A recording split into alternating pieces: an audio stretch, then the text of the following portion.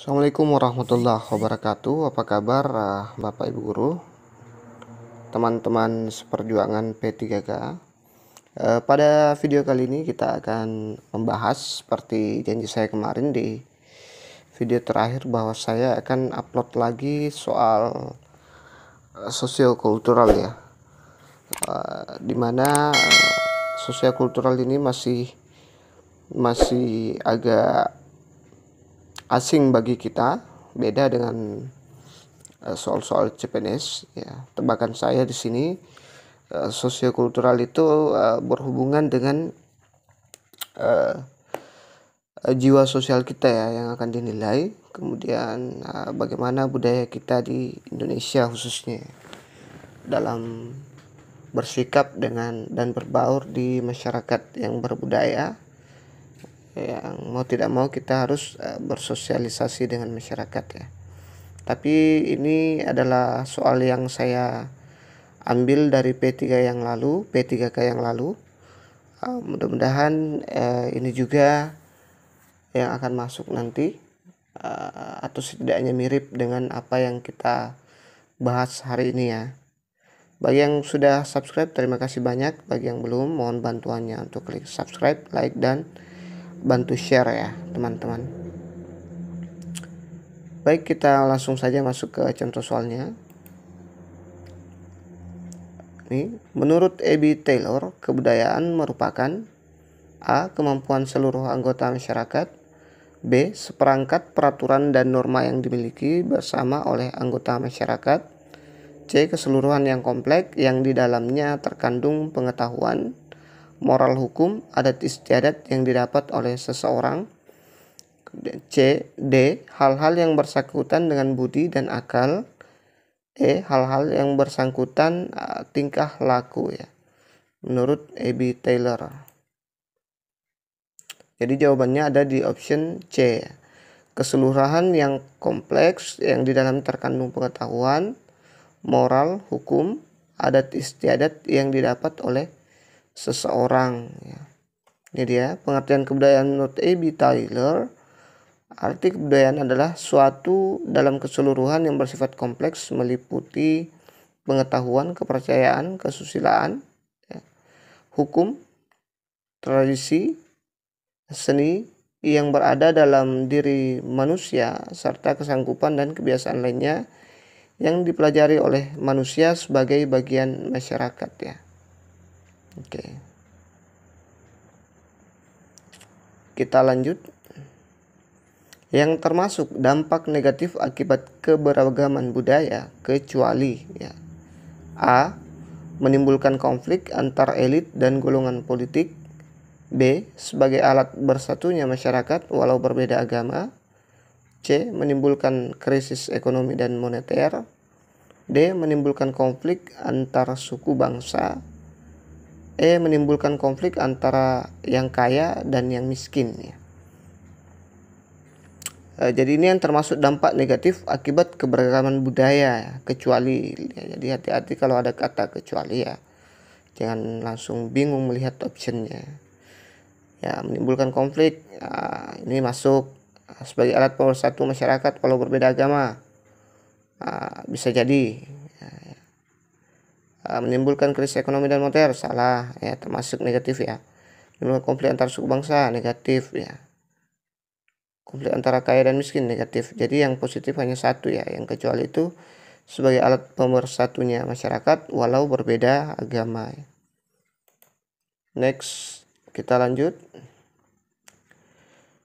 Yang termasuk dampak negatif akibat keberagaman budaya kecuali A. Menimbulkan konflik antara elit dan golongan politik. Oh, yang ini ya, yang tadi masih tetap yang tadi, jadi jawabannya adalah B ya.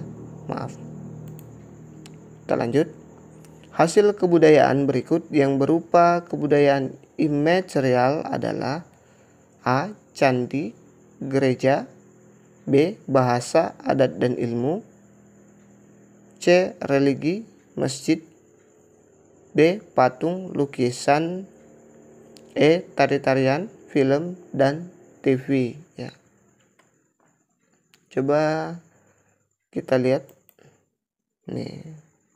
Hasil kebudayaan berikut yang merupakan kebudayaan imaterial, bahasa, adat, dan ilmu. Ya.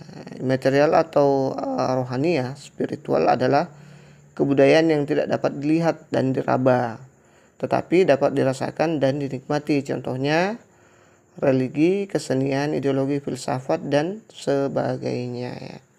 Jadi kebudayaan imaterial itu adalah sesuatu yang tidak bisa disentuh atau diraba ya, tapi bisa dirasakan. Faktor geografis yang dapat mengilhami perkembangan budaya adalah A. Ide seseorang untuk menciptakan sesuatu. B. Hasil rekayasa genetik. C. Ide mengembangkan jalan kereta bawah laut. D. Tidak sesuainya kemajuan peradaban terhadap sarana hidup. E. Letak sebuah daerah terhadap daerah lainnya. Oke, jadi ya. Jadi jawabannya ada di option E ya, letak sebuah daerah terhadap daerah lainnya. Letak atau lokasi suatu tempat sangat berpengaruh pada kebiasaan hidup suatu masyarakat. Masyarakat yang tinggal di pegunungan seperti Bromo misalnya, mereka akan cenderung bermata pencarian sebagai petani. Sedangkan untuk masyarakat yang tinggal di pantai, daerah pantai itu seperti Pangandaran, biasanya berprofesi sebagai nelayan. Jadi letak geografis suatu daerah itu berpengaruh terhadap kebudayaan daerah lainnya. Lanjut.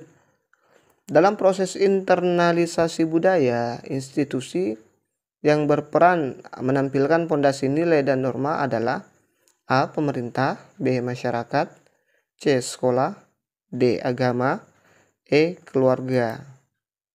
Oke, ini dia. Jadi yang paling berperan menampilkan pondasi nilai dan norma adalah sekolah ya, C. Ini pembahasannya, internalisasi merupakan suatu proses penanaman nilai tentang budaya. Dalam penanaman dan penumbuh kembangan nilai tersebut dilakukan melalui berbagai didaktik metodik pendidikan dan pengajaran, seperti pendidikan, pengarahan, indoktrinasi, brainwashing, atau pencucian otak ya, dan lain sebagainya. Nah, pendidikan dianggap sebagai alternatif yang bersifat preventif ya, atau pencegahan, karena pendidikan membangun generasi baru bangsa yang lebih baik. Sebagai alternatif yang bersifat preventif, pendidikan diharapkan dapat mengembangkan kualitas generasi muda bangsa dalam berbagai aspek yang dapat memperkecil dan mengurangi penyebab berbagai masalah budaya dan karakter bangsa. Kita lanjut ya. Fungsi kebudayaan adalah A. Untuk melindungi manusia dari gangguan penghuni lainnya. B. Agar manusia dapat bertahan hidup dan mampu menenangkan persaingan. C. Untuk menjaga kestabilan lingkungan hidup. D. Untuk menghasilkan seni budaya yang berguna. E. Untuk menambah aktivitas manusia di muka bumi. Kira-kira yang mana nih? Semuanya mirip-mirip ya. Oke, jadi jawaban yang benar ada di option D ya. Untuk menghasilkan seni budaya yang berguna ya. Fungsi dari kebudayaan. Nah, ini dia ada beberapa fungsi kebudayaan. Yang pertama, dengan adanya kebudayaan dapat membantu kehidupan manusia dengan menggunakan teknologi yang semakin berkembang dari zaman ke zaman ya. Nah, ini berguna ya bagi manusia. Kemudian yang kedua, kebudayaan dapat menjadi pedoman dalam bertindak dan berperilaku dalam suatu kelompok masyarakat. Jadi ini bisa lagi dijadikan pedoman. Nah, dia berguna lagi di situ ya. Kemudian yang ketiga, kebudayaan juga berfungsi untuk memenuhi segala kebutuhan manusia, baik itu kebutuhan primer, sekunder maupun tersier ya. Ya, dia manfaatnya gunanya lagi bisa memenuhi segala kebutuhan manusia. Kemudian yang terakhir, kebudayaan juga sebagai pegangan hidup masyarakat agar manusia selalu mematuhi aturan sesuai dengan norma atau hukum yang berlaku di masyarakat ya. Ya, itu dia fungsi dari kebudayaan. Next. Kebudayaan, kebendaan berupa alat dan teknologi yang dibutuhkan oleh masyarakat untuk menguasai alam menurut definisi kebudayaan dari Selo Sumarjan termasuk ke dalam bagian yang dinamakan A. Rasa, B. Karya, C. Jiwa, D. Cipta, E. Karsa. Kira-kira yang mana nih? Oke, coba kita lihat pembahasannya. Ini dia, ini jadi jawabannya ada di option B ya. Dia termasuk dalam bagian yang dinamakan karya. Ini dia pengertiannya. Cipta itu pikiran atau akal. Kemudian rasa itu perasaan, karsa niat atau kemauan. Karya perbuatan yang membuahkan hasil. Jadi ini sudah termasuk perbuatan yang membuahkan hasil ya, berupa alat dan teknologi ya. Next, kebudayaan rohaniah atau immaterial culture meliputi sudah tadi ya di nomor sebelumnya kita sudah paham, pasti mudah. Karya dan cipta, kemudian cipta dan rasa, C. Rasa dan karya, D. Cipta dan karsa, E. Karya dan karsa. Kira-kira masuk di mana dia nih? Oke, jadi jawabannya ada di B ya, cipta dan rasa. Rasa dan karsa dinamakan kebudayaan rohaniah atau spiritual ya. Ini dia.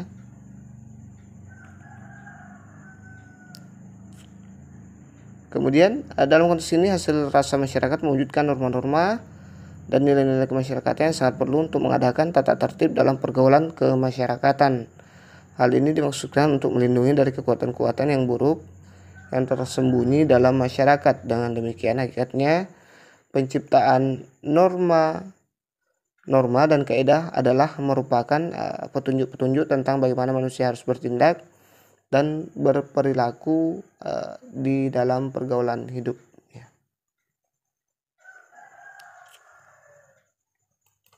Oke, selanjutnya yang disebut dengan pembangunan nasional yaitu A. Pembangunan untuk lebih maju, B. Pembangunan suatu negara, C. Pembangunan menyeluruh, D. Pembangunan yang berbudaya, E. Pembangunan sesuai kemampuan ya, yang disebut dengan pembangunan nasional ya. Jadi jawaban yang benar adalah D ya, pembangunan yang berbudaya. Pembangunan nasional Indonesia adalah paradigma pembangunan yang terbangun atas pengamalan Pancasila, yaitu pembangunan manusia Indonesia seutuhnya dan pembangunan masyarakat Indonesia seluruhnya dengan Pancasila sebagai dasar tujuan dan pedomannya. Dari amanat tersebut disadari bahwa pembangunan ekonomi bukan semata-mata proses ekonomi, tetapi suatu penjelmaan pula dari proses perubahan politik, sosial, dan budaya yang meliputi bangsa di dalam kebulatannya. Pembangunan nasional merupakan cerminan kehendak terus-menerus meningkatkan kesejahteraan dan kemakmuran rakyat Indonesia secara adil, merata, serta mengembangkan kehidupan masyarakat dan penyelenggara negara maju dan demokratis berdasarkan Pancasila. Karena Pancasila juga lahir dari budaya. Oke, kita lanjut. Tertib sosial merupakan A. Suatu keadaan masyarakat teratur dan bersifat tetap dan tidak berubah. B. Pola perilaku anggota masyarakat dalam interaksi sosial. C. Norma-norma sosial yang tumbuh dan berkembang dalam kehidupan masyarakat. D. Upaya mematuhi dan menerapkan nilai-nilai dan norma yang berlaku. E. Norma-norma sosial yang tumbuh di sebagian masyarakat ya. Kira-kira yang mana nih? Ini dia. Jadi jawaban yang benar ada di option D. Upaya mematuhi dan menerapkan nilai-nilai dan norma yang berlaku ya. Tertib sosial atau social order adalah situasi di mana masyarakat teratur menaati norma yang berlaku. Next. Kebudayaan nasional Indonesia berlandasan pada A. UU nomor 36 tahun 1999, B. UU nomor 23 tahun 2002, C. UUD 1945. D. Pancasila. E. Ketetapan MPR. Jadi landasan kebudayaan nasional itu kira-kira yang mana ya? Oke, ini dia. Jadi landasan kebudayaan nasional Indonesia itu ada di UUD 1945 ya. Ini penjelasan pasal 32 UUD 45 yang berbunyi, kebudayaan bangsa ialah kebudayaan yang timbul sebagai buah usaha budinya rakyat Indonesia seluruhnya. Kebudayaan-kebudayaan lama dan asli yang terdapat sebagai puncak-puncak kebudayaan di daerah-daerah di seluruh Indonesia terhitung sebagai kebudayaan bangsa. Usaha kebudayaan harus menuju ke arah kemajuan adab, budaya, dan persatuan dengan tidak menolak bahan-bahan baru dari kebudayaan asing yang dapat memperkembangkan atau memperkaya kebudayaan bangsa sendiri serta mempertinggi derajat kemanusiaan bangsa Indonesia. Jadi jelas ya. Budaya lokal umumnya bersifat A. tradisional, B. klasik, C. modern, D. antik, E. terbelakang. Jadi kalau budaya lokal umumnya itu bersifat tradisional ya. Ini ingat-ingat saja ya. Ini budaya lokal adalah nilai-nilai lokal hasil budaya masyarakat suatu daerah yang berbentuk secara alami. Jadi dia tradisional ya, dan diperoleh melalui proses belajar dari waktu ke waktu. Oke, contoh konflik yang disebabkan oleh kecemburuan Poso merupakan contoh konflik yang disebabkan karena A. perbedaan agama Islam dan Kristen, B. perebutan kekuasaan, C. perbedaan suku bangsa, D. kepentingan politik antara pemerintah dan masyarakat, E. kepentingan politik antara tokoh masyarakat.